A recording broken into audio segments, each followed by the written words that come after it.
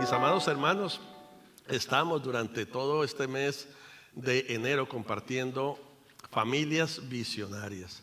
Y es muy importante que entendamos que como familias visionarias necesitamos tener ese discernimiento para poder bien lo que el Señor tiene para nosotros.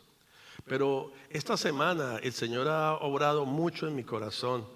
Y entonces el tema que el Señor me ha dado para este día es que algo que nos va a mantener con la visión realmente de lo que el Señor quiere que nosotros veamos. Yo siempre le digo, Espíritu Santo, abre mis ojos para ver lo que tú quieres que yo vea.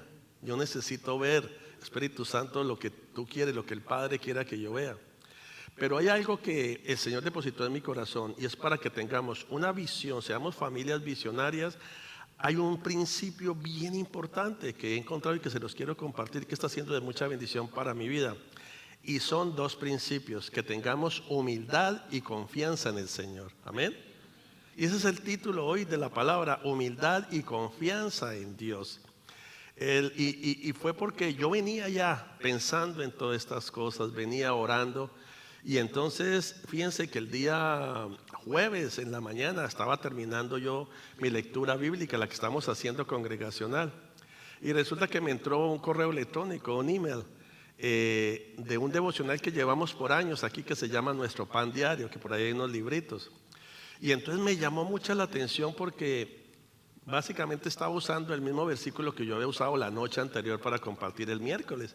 Yo dije, qué interesante que está compartiendo el versículo en Éxodo donde quedan atrapada la nación de Israel entre Faraón y el mar.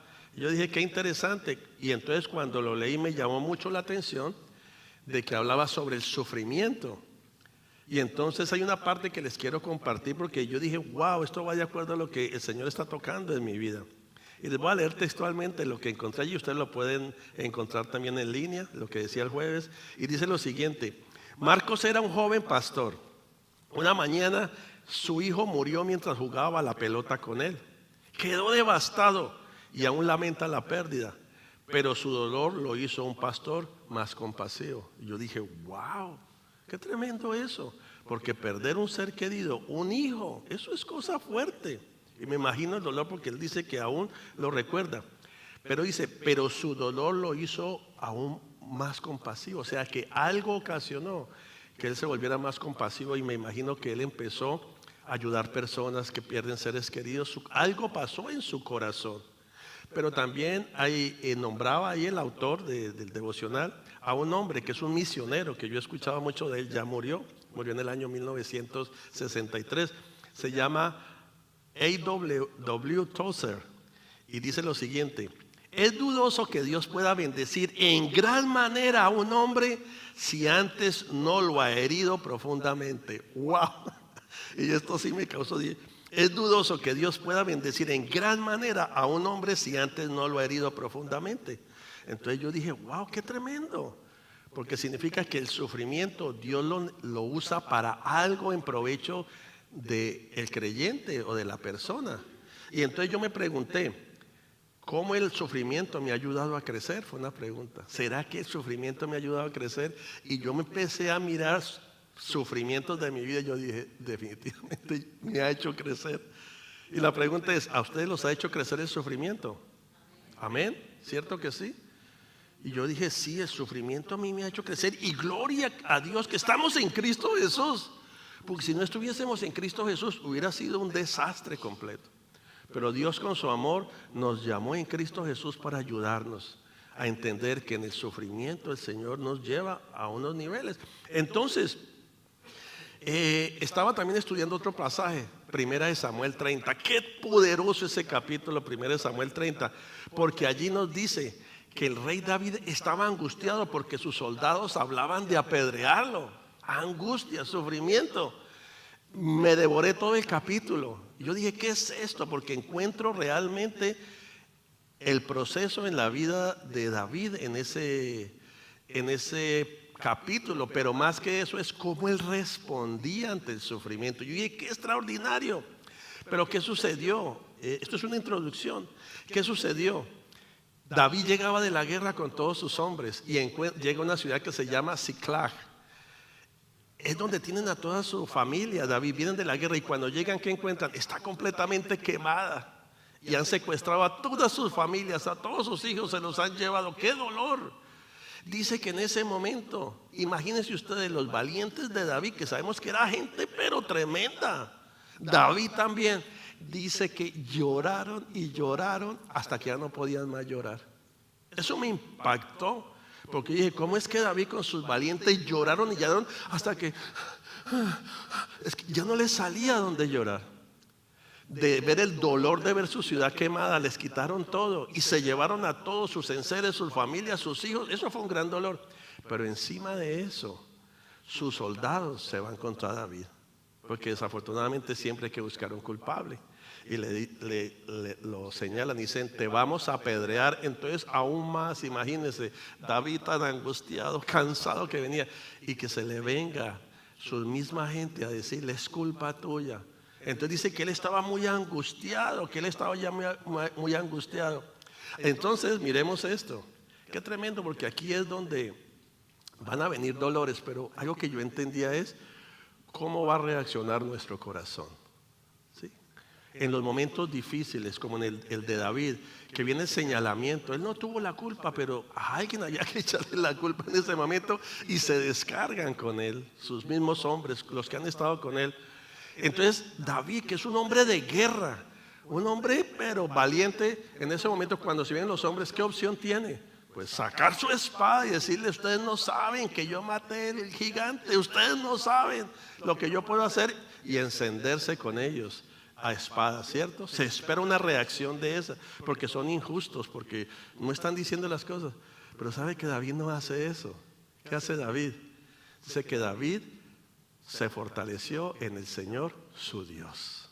Es decir, cuando estaban juzgando, cuando le estaban atacando, ¿sabe qué hizo David? Denme un segundo, voy a orar. ¡Wow! ¡Qué tremendo, hermanos!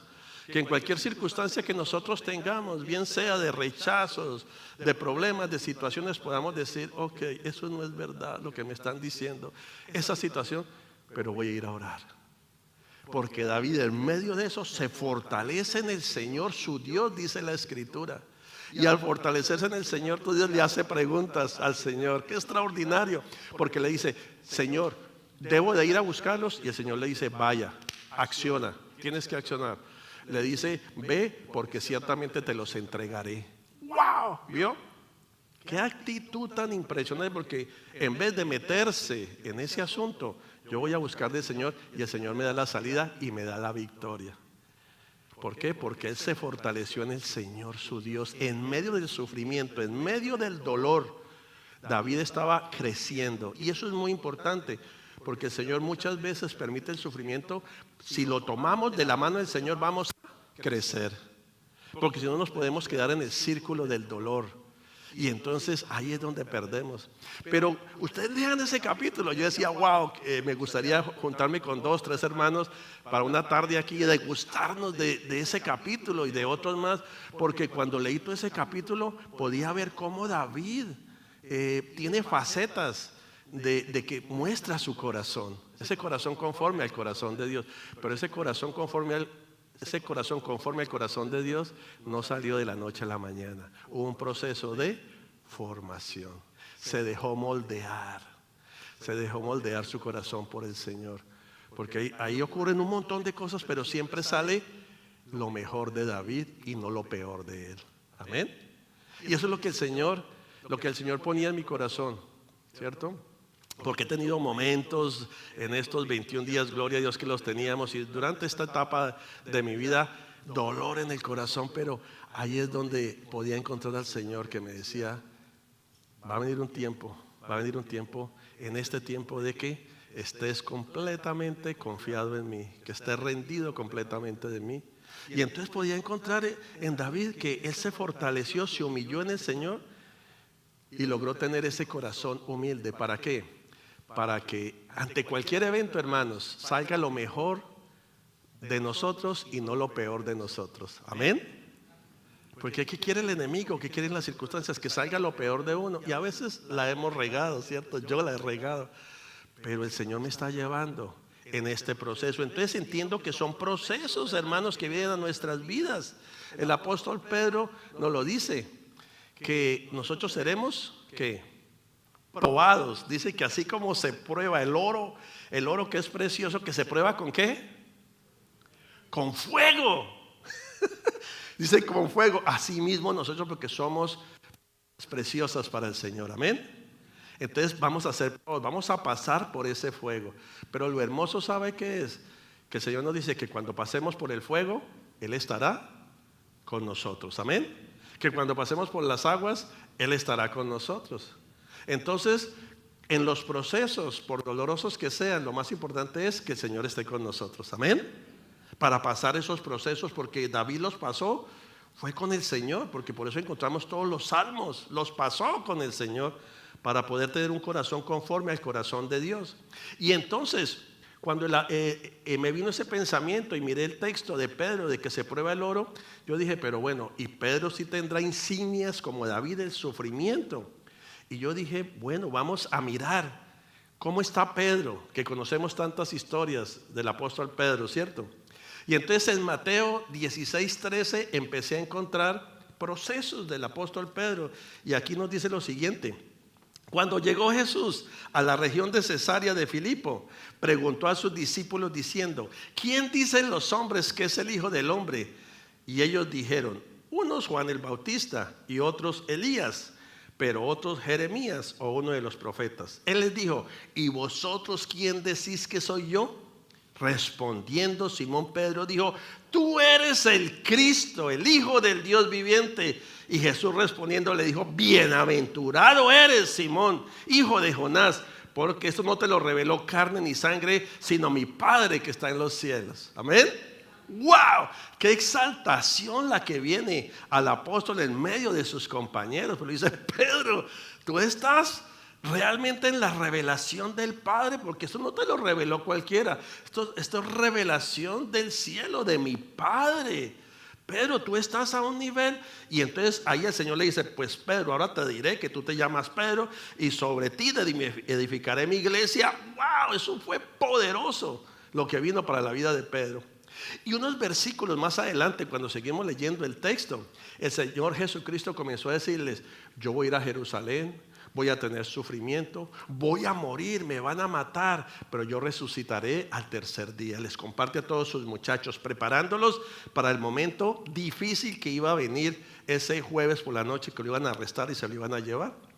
Y entonces ahí es donde encontramos en el mismo Mateo 16, el versículo 22. Y nos dice lo siguiente, Pedro, tomándole aparte, Pedro comenzó a reprenderle al Señor, diciendo, no lo permita Dios, Señor, eso nunca te acontecerá. Pero volviéndose él dijo a Pedro, quítate de delante de mí, Satanás, me eres piedra de tropiezo porque no estás pensando en las cosas de Dios, sino en la de los hombres.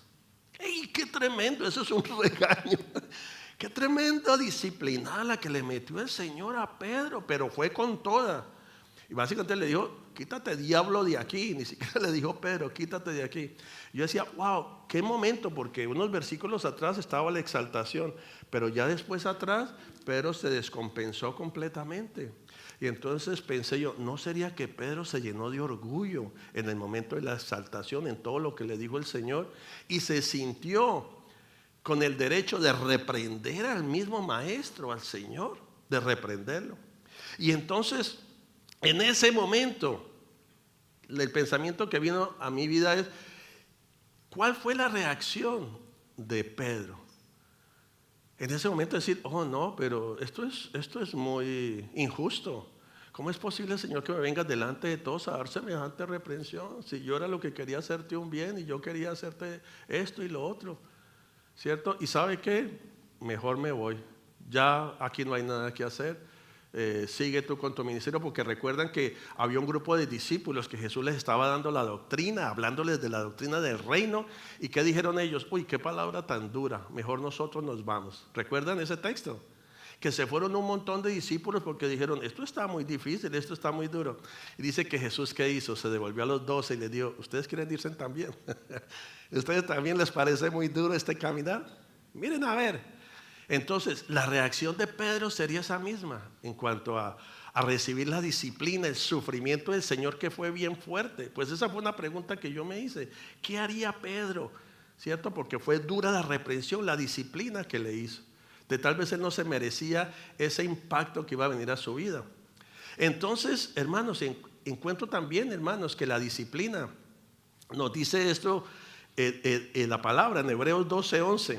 Al presente ninguna disciplina parece ser causa de gozo, sino de tristeza. Sin embargo, a los que han sido ejercitados por medio de ella, les da después fruto apacible de justicia. Amén. Al principio la disciplina no gusta y trae como tristeza. ¿Y por qué a mí? ¿Y por qué esto? ¿Y por qué el otro? Pero nos está diciendo la Escritura, los que han sido ejercitados por medio de ella. Entonces, ¿será que vale la pena ejercitarse en la disciplina? Amén. La palabra nos dice que estemos nosotros sujetos a nuestras autoridades espirituales y civiles. Pero y la palabra nos enseña también que Dios nos ama como hijos, y nos ama como hijos y nos disciplina. Y la disciplina es corrección, es buena para nuestras vidas. ¿Cuántos dicen amén a eso? Y entonces dice que la disciplina trae frutos apacibles. Entonces yo dije, ¿cuál fue el fruto apacible de Pedro? Porque yo necesito saber si Pedro se enojó, porque acuérdense que Pedro era enojón y Pedro cometió muchos errores, ¿cierto? Pedro negó al Señor, ¿cierto? Lo negó 3 veces, que inclusive el gallo dijo, pero ¿por qué me echan aquí la culpa? Yo canté, y qué culpa que Pedro estuviera ahí. Sí, porque el gallo cantó 3 veces, él canta, y el problema que Pedro estuviera, pues eso es asunto de él. Pero Pedro dice que lo negó con palabras fuertes, con maldiciones al Señor. Pero también en la noche que fueron a apresar al Señor, ¿quién fue el que sacó la espada primero? Pedro. Y le cortó la oreja a uno de los que venían con el Sanedrín, le voló una oreja. Y el Señor de una vez fue y le restauró la oreja. Malco se llama él. Entonces Pedro tenía para que se hubiera puesto enojado y decirle al Señor, no, ¿sabe qué? Aquí yo no quiero nada con usted y me voy, empaco mis maletas y me voy. Entonces yo dije, ¿cuál es el fruto? Porque la palabra de Hebreos nos está diciendo que si somos ejercitados en la disciplina, en el sufrimiento, porque me imagino el sufrimiento de Pedro delante de todos sus discípulos, qué vergüenza, sí, esto está mal, pero ¿cuál sería la reacción? ¿Cuál es el fruto apacible de Pedro? Pues lo encontramos después de la resurrección, cuando Pedro, el apóstol Pedro, escribe la primera carta de Pedro, es gloriosa. Y entonces encontramos allí la primera carta de Pedro. ¿Cuál es el contexto histórico? Porque es muy importante encontrar el contexto histórico de esta carta. Esta carta fue escrita para alentar a los cristianos que estaban enfrentando persecución en ese tiempo y estaban sufriendo por su fe en Jesucristo. En ese tiempo se sufría, pero cantidades enormes por la fe en Jesucristo. Se cree que esta carta fue escrita en la segunda mitad del siglo I después de Cristo, posiblemente en la década del año 60, en el siglo I. Y entonces esta carta se refería a los exiliados de la dispersión, porque había persecución, entonces habían exiliado, se habían dispersado, ¿cierto? Y entonces él se refiere a los creyentes que están en el Asia Menor, que hoy en día es Turquía. Allí estaba el apóstol. Y entonces allí ¿quiénes habían? Judíos que habían entregado su vida al Señor, pero también habían gentiles. Este era el grupo que estaba allí en Asia Menor. A ellos les está escribiendo el apóstol. Y entonces, ¿qué estaban enfrentando todos estos cristianos en ese tiempo? Marginación, persecución, oposición debido a su fe en Cristo Jesús. Y entonces, básicamente, el capítulo 5 que vamos a ver ahora de la carta del apóstol Pedro es una exhortación que el apóstol Pedro está haciendo a la comunidad cristiana. Está haciendo una exhortación sobre cómo debemos comportarnos por medio del sufrimiento.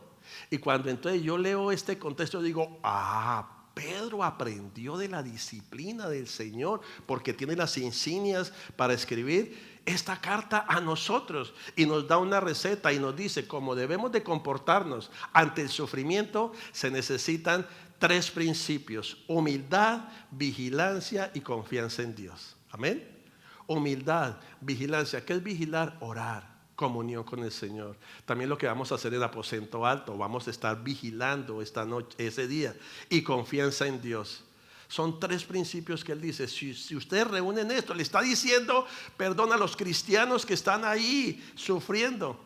¿Y sabe cómo era esa persecución? Era de las más feroces en ese tiempo, porque en ese tiempo estaba gobernando nada menos y nada más que un diablo de los más diablos, Nerón, ese hombre, como emperador romano.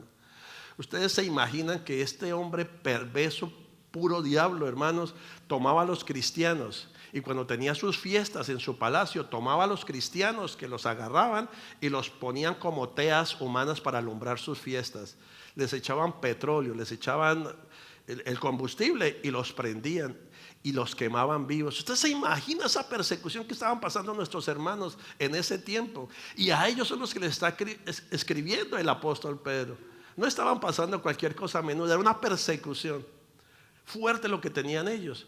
Y entonces aquí es donde él nos habla de la humildad, porque cuando él recibe la reprensión, él recibe la disciplina del Señor Jesucristo, él entiende que es bien para su vida, que el Señor está formando a través del sufrimiento a ese hombre Pedro que conocemos hoy como el apóstol Pedro. Amén. Y entonces aquí es donde encontramos en el capítulo 5, primera de Pedro, capítulo 5, versículo 6, que nos dice: humillaos pues bajo la poderosa mano de Dios, para que Él os exalte cuando fuere tiempo. ¡Wow!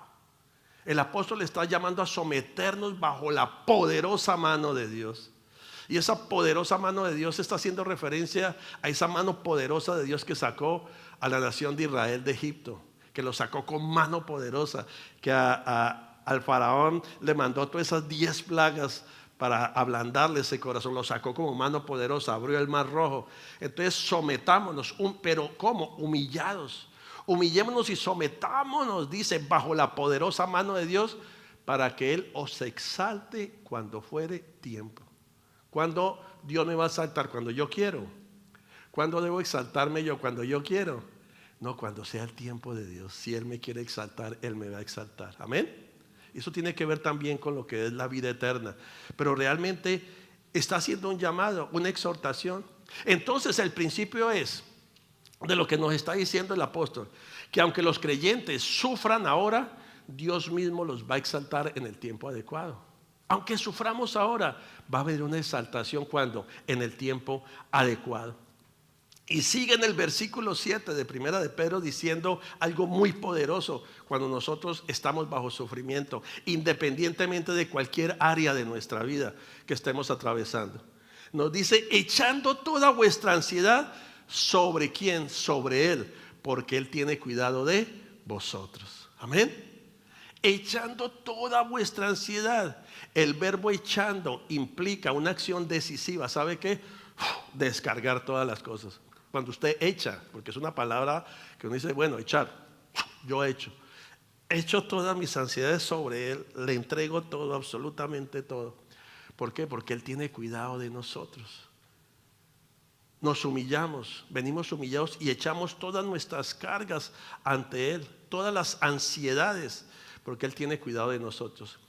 Va de acuerdo al Salmo, recordemos el Salmo 55, 22 que nos dice: echa sobre Jehová tu carga y Él te sustentará. Amén. Echa sobre Jehová tu carga, todo lo que te está cargando, todo lo que está oprimiendo, y Él te sustentará. ¿Con qué te va a sustentar? Con paz, con gozo, con salud. Amén. Con amor, con lo que necesitemos, Él nos va a sustentar. Pero necesitamos echar todo eso, porque si no lo echamos, vamos a tener una carga tan pesada en nosotros que hasta nuestro rostro va a cambiar, porque estamos muy pesados, estamos teniendo una carga que no podemos con ella. Entonces lo que nos está enseñando aquí el apóstol Pedro es que en medio del sufrimiento los creyentes no deben de aferrarse a la ansiedad. Amén. En medio del sufrimiento no debemos aferrarnos a la ansiedad, a estar con la ansiedad que nos está carcomiendo por diferentes preocupaciones. No te aferres a la ansiedad, sino confía plenamente en el Señor. Porque por más que yo me aferre a la ansiedad, yo no voy a poder cambiar las circunstancias, lo que está pasando. Pero si pongo mi confianza en el Señor va a tener cuidado de mí. Amén. El Señor va a tener cuidado de mí, pero tiene que ser una confianza completamente en Él. Y Pedro nos lo puede ejemplificar en el tiempo que él estaba mal, que no pescaba nada. Era un hombre que no tenía absolutamente nada, deprimido, aburrido, mal. Y allí el Señor le dijo: Pedro, préstame tu barca para echarme un sermoncito de 5 horas. Y dijo Pedro, cansado, a la tarde, dijo: eso es lo único que me faltaba. ¿Le ha pasado eso? Que usted diga: esto es lo último que me faltaba. Pues tal vez Dios esté trabajando en ti. Porque a veces uno dice: esto es el colmo ya. Hey, Dios puede estar, porque los planes de Dios son mejores que los nuestros. Amén. A veces pensamos que mi plan es el mejor. No, el de Dios es el mejor. Y llegó Pedro y dijo: pues será. Pero después le dijo: Pedro, boga más adentro. Pero ¿qué te pasa? Yo soy pescador profesional. A esta hora, ¿quién va a coger? Es la tarde. Hemos boleado, ¿cómo se llama? La red. Toda la madrugada y no hemos cogido uno. Y dijo: ve y boga más adentro. Y ya saben la historia, ¿no? Les tocó llamar todas las otras barcas para echar ese montón de pescado. Y entonces ahí Pedro cae de rodillas y dice: ay, Señor, perdóname, porque yo soy un pecador. A Pedro no tuvo que hacerle el llamado ni nada. Ese hombre cayó porque vio. Dijo: vio, Pedro echó todas sus ansiedades en el Señor. No se aferró a la pesca, a la situación económica. Entregó toda su ansiedad, echó toda su carga sobre él. Entonces Pedro nos enseña: no nos aferremos a las ansiedades que nos producen las diferentes circunstancias de la vida. Llámese salud, llámese inmigración, llámese matrimonio, llámese los hijos. No, confiemos en el Señor, en oración, constantemente, velando diariamente, leyendo su escritura, confiando en Él. Amén. De esa manera la ansiedad no se enseñorea en nosotros. Versículo 8: sed sobrios y velad, porque vuestro adversario, el diablo, como león rugiente, anda alrededor buscando a quien devorar. Hermanos, pero ¿cómo puedo ser sobrio? Eso sobrio es una persona calmada, una persona que usted le pega un grito y dice: oh, ¿qué pasó? O como cuando David fue de sus hermanos, que lo mandó el papá a llevarles quesito y las arepas, unas pupusas, unos frijolitos. Estaban allí todos acurrucados mientras Goliat gritaba. Y cuando ven a David, le dicen: ¿y a qué vino aquí a usted metido? Porque usted siempre busca estar metido donde no debe. ¿Y qué dijo David? Dijo: esto es mero hablar, y se fue. Así dice la Biblia. ¿Ve? Pero ¿por qué tenía esa sobriedad David? ¿Por qué? Porque echaba todas sus cargas en el Señor, porque confiaba en el Señor, porque se refugiaba en el Señor constantemente. Él aprendió eso. Por eso él los insultos no le hacían. Y eso es algo que personalmente yo debo de aprender, y cada uno de nosotros, porque la vida nos trae aflicciones, ¿cierto? Tenemos la promesa del Señor Jesús que dice: en el mundo tendréis aflicciones. Eso es una promesa, dice: en el mundo tendréis aflicciones. Pero ¿qué dice? Confiad, porque yo he vencido al mundo. Confíen en mí, entréguenme todas esas ansiedades, porque si no, no van a poder ser sobrios en su manera de actuar, en su manera de relacionarse. Por eso después el apóstol dice: sed sobrios y velad. ¿Por qué? Porque hay que ser sobrios y orar, porque el enemigo anda como un león rugiente. Y Pedro tiene esa imagen de un león, porque en ese tiempo pues echaban los cristianos al Coliseo y se los comían vivos. Imagina usted familias que ponían ahí para que los leones se los comieran. En ese tiempo era terrible ese tiempo para nuestros hermanos que estaban en la iglesia de los Hechos. Pero allí Él les da esa imagen: tienen que orar, tienen que tener sobriedad, no sean impulsivos, siempre busquen en oración al Señor, júntense en la oración. La intercesión es importante en sus casas, tengan un altar familiar en el caso nuestro, no sean descuidados. ¿Por qué? Porque espiritualmente el enemigo los quiere destruir. ¿Cómo nos quiere destruir? Con dardos constantemente a nuestra mente: no sirves, ya no vas a poder hacer nada, te vas a morir, suicídate, pégate un tiro, no eres digno de estar, ¿para qué sirves? Todo ese montón. A mí a veces me llegan esos pensamientos y yo de una vez me cubro con la sangre de Cristo. Digo: Señor, yo cubro mis pensamientos con la sangre de Cristo y declaro que tengo la mente de Cristo, porque es a todos que nos tira esos dardos. Imagínese usted un momento de un sufrimiento, lo vamos a bombardear. Entonces, por eso, sed sobrios y orad, velad, porque vuestro adversario, ese león, quiere destruirte espiritualmente y físicamente. Porque una vez que venga el cansancio emocional, la fatiga de la ansiedad, pues se bajan todas las defensas y entran las enfermedades sin ningún problema. Entonces, por eso es: sed sobrios y velad. Porque los cristianos en ese tiempo estaban enfrentando toda la persecución. Por ahí le decían: ustedes en medio de que los están persiguiendo para llevarlos a quemarlos allá con Nerón, sean sobrios, confíen en el Señor y oren. ¿Usted se imagina uno orar bajo esa persecución? Yo pensaba en los hermanos de China que les tocan las iglesias subterráneas.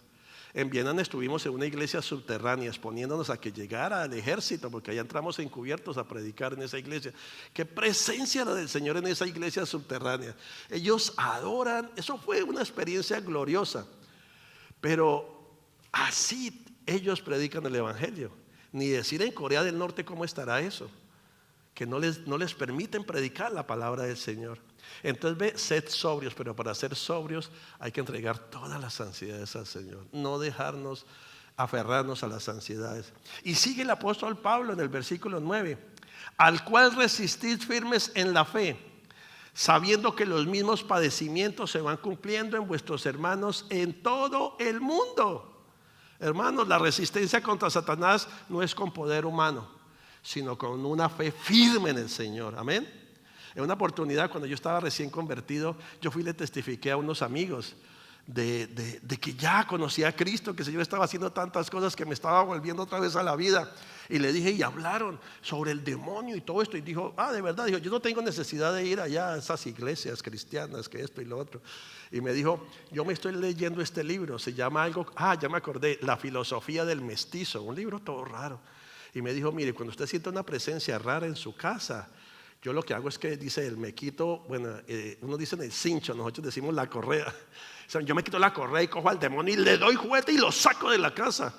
Y yo dije, ¿qué locura es esa? Pues al principio dije, ¿será o no será? Pero después, claro, aprendí y dijo, qué locura en que se mete la gente que con una correa persiguiendo a los demonios va a sacarlos. Eso es una brutalidad. Al enemigo solo se vence con una fe firme en Dios. Se puede resistir. Resistid al enemigo. Cuando nos sometemos completamente a Dios, sométanse a Dios y resistid al enemigo. Cuando nos sometemos a Dios, podemos resistir cualquier ataque del enemigo. Cuando sintamos que la cosa se pone fuerte, Efesios capítulo 6, la armadura.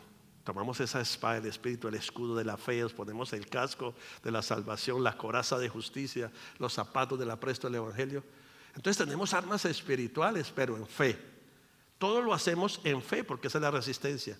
Entonces también nos recuerda que el sufrimiento no es exclusivo de nosotros nomás, ¿cierto? Porque a veces pensamos que, ay, pobrecito yo, ay, esto que me hacen a mí. Hermanos, todos los hermanos alrededor del mundo están sufriendo, la iglesia global de Cristo sufre, amén.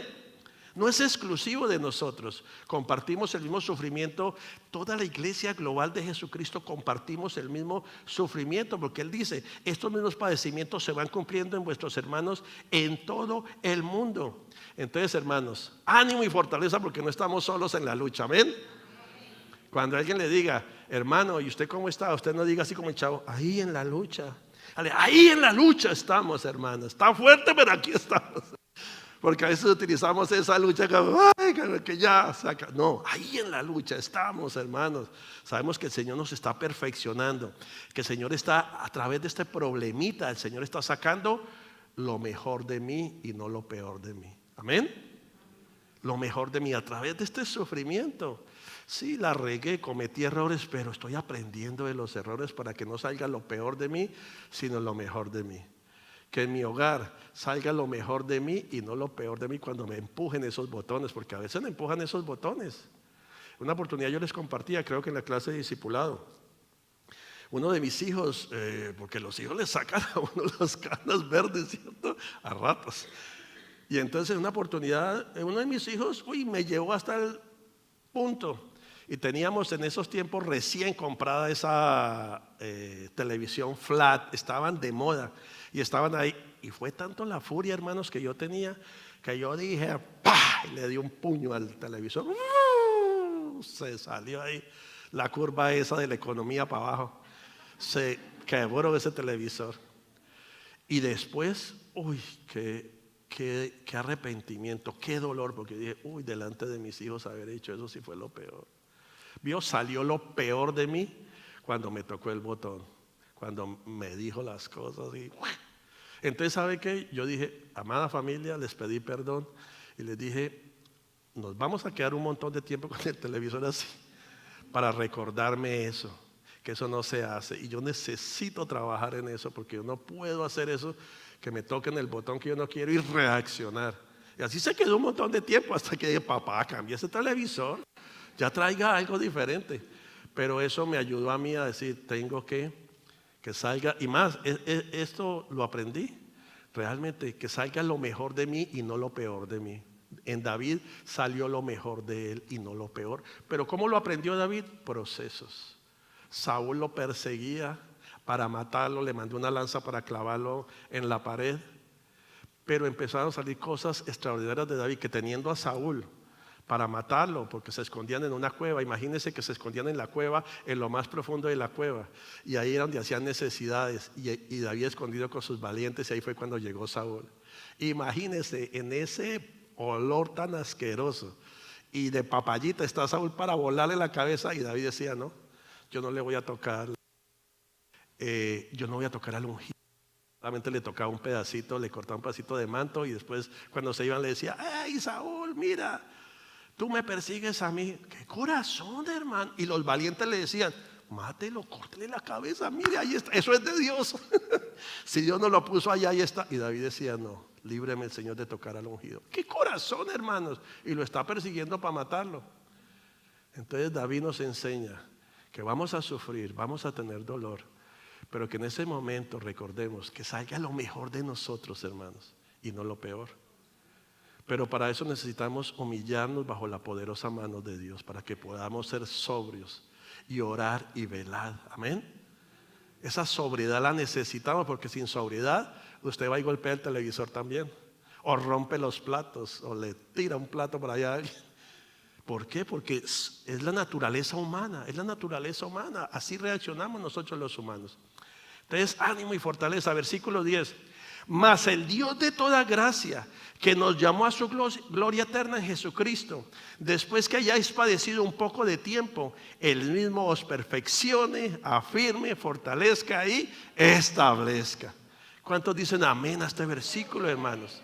Qué poderoso. Mas el Dios de toda gracia. Aquí el apóstol está dándonos una perspectiva escatológica del sufrimiento. ¿Sabe qué nos está diciendo el apóstol con este versículo? El sufrimiento es temporal y tiene propósito. Amén. El sufrimiento es temporal y tiene propósito. De ahí ese versículo tan conocido que nosotros constantemente decimos. Y sabemos que los que aman al Señor, todas las cosas le ayudan para bien. Pero el versículo 29, esto es conforme al propósito que hemos sido llamados. Es que hay propósito en el sufrimiento, hermanos. Y el sufrimiento es temporal. No se va a quedar siempre. El sufrimiento está ahí ¿para qué? Para crecimiento, para proceso en nuestras vidas, porque el Señor tiene un propósito con cada uno de nosotros. Amén. Y son propósitos de gloria, y Él necesita disciplinarnos, Él necesita formarnos, Él necesita prepararnos para esos momentos gloriosos que Él tiene para nosotros, hermanos. Amén. No venimos aquí a la iglesia solamente a adorar, que es hermoso, pero debemos saber que hay una preparación mayor a nosotros. Venimos aquí a la iglesia a adorar, a recibir la presencia del Señor, pero un propósito, una preparación que el Señor tiene para nosotros. Y que el propósito del Señor es perfeccionar su pueblo. El Señor quiere perfeccionarnos. ¿Y cómo nos perfecciona el Señor? A través de pruebas, de sufrimientos, pero gloria a Dios que son temporales. Esa situación que estamos pasando, que tú estás pasando hoy, es temporal. Amén. Hay que verla como temporal y como perfeccionamiento del Señor para nuestras vidas. El Señor está ahí, está perfeccionando, está trabajando en nuestras vidas. Nos está disciplinando, nos está formando para lo que Él tiene para nosotros. Entonces, qué hermoso, porque Él dice, el Dios de toda gracia. ¿Y sabe qué? Ese Dios de toda gracia promete restauración, fortaleza. Porque ese Dios de gracia es el que fortalecía a David constantemente, que fortaleció a Pedro después de la resurrección, cuando Pedro ya se fue otra vez a su vida normal y se fue a pescar y andaba desnudo y todo eso allá dice la Escritura. Pero ahí llegó el Señor y les hizo un pescadito y les asó y les dijo, vengan muchachos a comer, Cristo resucitado, a fortalecerlos. Y ahí Pedro es fortalecido de una manera extraordinaria. Entonces ese Dios de toda gracia que promete restauración y fortaleza. ¿A quiénes? A aquellos que perseveramos en Cristo Jesús. Amén. Tenemos que perseverar en Cristo Jesús. En medio de cualquier circunstancia, en medio de cualquier persecución, en medio de cualquier rechazo, menosprecio, lo que quiera venir, necesitamos perseverar en Cristo Jesús. Porque si perseveramos en Cristo Jesús, va a ser aún más temporal esa prueba. Porque estamos siendo probados, pero ¿para qué? Para perfeccionarnos, hermanos. Para perfeccionarnos. No veamos la prueba como algo que no nos lo merecemos. No, Señor, si tú lo permitiste, yo sé que de esta voy a salir de tu mano, pero yo sigo perseverando en ti. Y seguimos con el versículo 11 de Pedro 5. A Él sea la gloria y el imperio por los siglos de los siglos. Amén. Amén. A Él sea la gloria, el imperio por los siglos de los siglos. Amén. ¿Por qué esa expresión del apóstol? Porque en última instancia Dios tiene control de todo, hermanos. Amén. Y es digno de toda gloria. Dios tiene control. Cuando le damos a Él el control, cuando le decimos, Señor, no entiendo lo que está pasando, no sé lo que va a venir el día de mañana, pero tú tienes el control, Señor. Tú eres el único, tú tienes la última palabra, no la tengo yo. Por lo tanto, yo voy a perseverar en oración, voy a perseverar en humillación en ti, me voy a humillar, porque por más que yo quiera hacer las cosas, yo no voy a poder lograr cambiar las cosas. Porque a veces queremos meter mano, hermanos. Tenemos tres opciones, hermanos. O nos rendimos y decimos, ya hasta aquí llegué y yo cojo un camino y me voy. O la otra, no, yo voy a hacer las cosas a mi manera. Y la tercera es confiar en el Señor. ¿Cuál de las tres escogeríamos? Hay que escoger la tres, porque las otras dos me van a llevar a destrucción. La tercera, yo voy a confiar en Dios, que todo lo bueno está por llegar para mi vida, que va a venir ese tiempo, como dice el libro de Eclesiastés, hay tiempo para todo, hay tiempo que gozamos, bailamos, pero hay tiempo de llorar. Todo tiene su tiempo en el Señor. Hay tiempo de vivir, pero hay tiempo de morir. Todo tiene su tiempo en el Señor. Entonces, si nosotros no tenemos el control, ¿por qué nos angustiamos? ¿Por qué nos afanamos? Ahora, no es que ya dejemos todo como a la deriva, no estoy diciendo eso. Tenemos que ser diligentes en el trabajo, en el servicio, en la lectura, todo, poner nuestro mayor empeño. Pero cuando vienen todo ese tipo de situaciones, en el caso de los hermanos que estaban allí en el Asia Menor, a ellos era esta palabra, hermanos. Los estaban buscando para ponerlos de teas humanas en el palacio de Nerón para alumbrar la fiesta. ¿Se imagina eso? Esta palabra era para ellos, para los que los echaban a los leones. Era la palabra que les estaba dando. Al sea toda la gloria, porque les estaba diciendo, así se los coman los leones, así lo que tenga que pasar, el Dios de toda gracia es el Dios de gloria. A Él es toda la gloria y toda la honra. Entonces, en medio del sufrimiento y la posición, ¿sabe qué? Dios sigue teniendo el dominio eterno, hermanos. En medio de todo el sufrimiento y la oposición, Dios continúa sentado en su trono teniendo el dominio eterno. Y eso es muy importante entenderlo, porque pensamos que solamente es aquí en la tierra, y tenemos que saber que Dios tiene el dominio eterno, eterno. Que como Cristo nos dijo a nosotros, me voy a preparar lugar para ustedes. Entonces Dios tiene el dominio eterno, no solamente el terrenal, eterno. Y cuando sabemos eso, le decimos, Dios, toma el control de mi vida, yo te cedo completamente todo a ti, que tú tienes el control eterno. Y entonces, hermanos, esta carta del apóstol Pablo me da un entendimiento, que el sufrimiento es temporal, pero la gloria de Dios es eterna. Amén. El sufrimiento es temporal, pero la gloria de Dios es eterna, hermanos. Y lo único que tenemos que hacer con esos sufrimientos es humillarnos delante del Señor. Humillarnos delante del Señor. Si tenemos que llorar hasta que no podamos, como los valientes de David, pues lloramos. Yo les compartí hace como 2 o 3 semanas que tuve una experiencia que me encerré en mi cuarto, que se las voy a compartir más adelante, a inicio de año. Pero yo me agarré de las ventanas de mi cuarto y lloraba y gemía. Por eso me bendijo tanto Primera de Samuel capítulo 30, porque yo lloraba y me quedé hasta sin no podía más de tanto llorar. Pero en ese momento, hermanos, de sufrimiento, fue de humillación y ¡pah! Caí ahí. Hermanos, cualquier situación, aflicción que estemos pasando, humillémonos delante del Señor. Entreguemos todas nuestras ansiedades, todas las circunstancias al Señor, porque Él va a tener cuidado de nosotros. No pensemos que no, que es que no me siento. No. Es tiempo, hermano, de que nosotros, como nos dice el apóstol Pedro, tengamos esa conciencia de que, hermanos, el enemigo anda espiritualmente buscando que caigamos y que las situaciones van y vienen, pero que nosotros empecemos a que nuestro corazón sea ese corazón conforme al corazón de Dios, confiar en Él, porque de hecho el Señor dice que Él está buscando corazones por toda la tierra, corazones conformes al corazón de Él. Pero la humillación, hermanos, si queremos pasar pruebas, situaciones, mire, la humillación es lo mejor delante del Señor. Que cuando estemos en el secreto, Mateo 6:6, entra en el secreto a hablar con tu Padre, y tu Padre que te ve en lo secreto te exaltará en público, pero que entremos en esos tiempos de humillación al Señor. ¿Qué tal si nos ponemos de pie en esta mañana? Nos ponemos de pie en esta mañana a decirle: Señor, tengo sufrimientos, sí, estos son mis sufrimientos. Porque los sufrimientos van y vienen, hermanos. Y hay sufrimientos, unos más grandes, otros más pequeños. Pero es la vida que trae sufrimientos en diferentes áreas de la vida. Y este es el tiempo, hermanos. Este es el tiempo que nosotros vengamos a descargar todas esas ansiedades al Señor.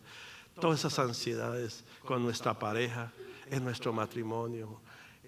Tal vez rencillas, tal vez no nos hemos podido poner de acuerdo. Tal vez cada uno va por su lado. Hoy descarguemos todo eso y digamos: Señor, tú tienes el control, ayúdame, Señor. Y humillémonos también a nuestro cónyuge. Muchas veces esas circunstancias vienen porque ninguno de los dos quiere ceder. Alguien tiene que tomar la iniciativa y decir: mira, perdóname. Pero antes de eso tenemos que ir bajo la mano poderosa de Dios y humillarnos y decirle: Señor, dame fuerzas, porque la verdad ha subido tanto orgullo a mi corazón, se ha puesto tan duro que yo no quiero pedirle perdón a nadie, ni a mi esposa, ni a mis hijos. Yo de verdad que no quiero. Pues ahí en la presencia del Señor le decimos: Señor, ayúdame, porque mi corazón se ha engrosado. Mi corazón tal vez se ha puesto como el de Saúl, que se ha puesto obstinado a hacer lo que quiere el corazón. Pero hoy me rindo delante de ti. Hoy me humillo delante de ti.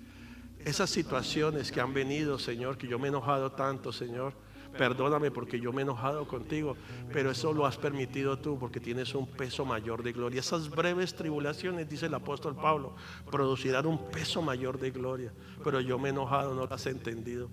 Pero hoy quiero entrar en ese tiempo de humillación. Y mis hermanos, vamos a orar. Y el altar está abierto. Qué hermoso que podamos hoy tomar este tiempo para venir al altar y descargar todo eso como un acto de fe. Y descargas y decir: yo hoy descargo. Que tú puedas venir confiadamente ante el trono de la gracia, porque la presencia del Señor está aquí. Y de una manera simbólica en fe tú le digas: Señor, yo descargo todas estas ansiedades, toda esta situación que ha venido, porque hoy me humillo bajo la poderosa mano de Dios. El altar está abierto. Acompañemos a la hermana, cualquiera, hermano, todos tenemos cargas. Que vengamos, no sé si tu situación es inmigratoria, hermano, el Señor va a tener cuidado de ti. Van a venir leyes, cambio de administración. Deja esa ansiedad, haz lo que tienes que hacer, pero hoy descarga en el Señor. Hoy es tiempo de humillación. Hoy el Señor nos llama: vengan, humíllense delante de mí bajo la poderosa mano de Dios. No se humillan bajo un hombre, sino bajo la poderosa mano de Dios. ¿Tú sabes lo que es humillarse delante de la poderosa mano de Dios? Es el Dios todopoderoso. Es el Dios que dice: oh, yo te veo, hija, hijo mío, humillado. Oh, yo hoy empiezo a sanar tu corazón, a restaurarte de todo el menosprecio, de todo el rechazo que te han hecho. Hoy yo empiezo a retomarte como hija, porque no te han entendido, lo que te dijeron no era cierto.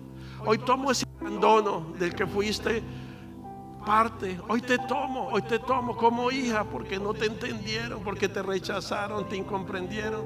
Pero hoy tomo tu dolor, te dice el Señor. Y el altar está abierto, hermanos, para que tengamos este tiempo, hermanos, para que rindamos nuestro corazón. No te quedes ahí. Aprovecha este tiempo de gloria para que le digas al Señor: aquí, Señor, está mi corazón. Aquí yo vengo, Señor, a humillarme bajo la poderosa mano de Dios, Señor. Vengo, Señor, a que me sustentes, porque dice: echa sobre Jehová tu carga y Él te sustentará.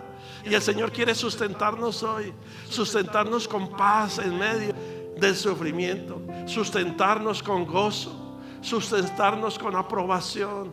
Oh, el Señor hoy está aquí, la presencia del Señor está aquí en medio nuestro. El Señor hoy te toma de la mano y te dice: aquí estoy, yo nunca te he dejado, yo nunca te he dejado y no te dejaré, no te dejaré, yo no te dejaré, porque el que empezó la buena obra contigo la terminará. Oh, gracias Señor, porque hoy nos humillamos bajo la poderosa mano tuya. Hoy nos humillamos delante de ti, venimos en humildad de corazón, Señor. Oh Señor, venimos y descargamos todas nuestras ansiedades, todo el dolor, Señor. Padre, yo no puedo más con esto, Señor, yo te lo entrego, dile al Señor: hoy en tu presencia te entrego, Señor, todas estas aflicciones te las entrego, Señor, en el nombre de Jesús, en el nombre de Jesús. Oh, gracias Señor, gracias por este tiempo, Señor. Señor, llévate todo aquello que el enemigo ha venido a poner en nuestros corazones, en nuestras mentes. Hoy te entregamos nuestra mente, hoy consagramos nuestra mente, hoy consagramos nuestro corazón a ti. Tú eres digno de toda gloria, de toda honra. Y empieza a alabar al Señor y a decirle: tú eres digno, Señor, tú eres digno de toda gloria, de toda honra. Solo tú eres santo, solo tú eres poderoso. Empieza a adornar este lugar con tu alabanza. Empieza a adorar este lugar, a declarar: Señor, tú eres santo, tú eres bueno. ¿Qué haría yo sin ti? Tú eres mi Padre bueno, tú eres hermoso, Señor. Oh, yo quiero gozarme en ti. Hoy empieza a levantar tu voz en este lugar. Que el Señor te escuche, que los ángeles te escuchen, que la presencia del Señor escuche a su hijo, a su hija, que levanta su voz y le dice: Señor, hoy yo quiero revestirme de ti, hoy yo quiero recibir de ti, Señor, ese ungüento, Señor. Hoy yo quiero, Señor, aún más, Señor, experimentar esa presencia tuya. Que tú empieces a adornar este tiempo. Levanta tus manos, levanta tu voz al Señor, porque el Señor quiere escuchar nuestra voz, el Señor quiere escuchar nuestra adoración. Es el pueblo, los hermanos que adoramos. Somos nosotros los que adoramos y le decimos: Señor, en tu presencia hay plenitud de gozo, en tu presencia hay plenitud de gozo, delicias a tu diestra, le decimos al Señor. Aleluya, aleluya.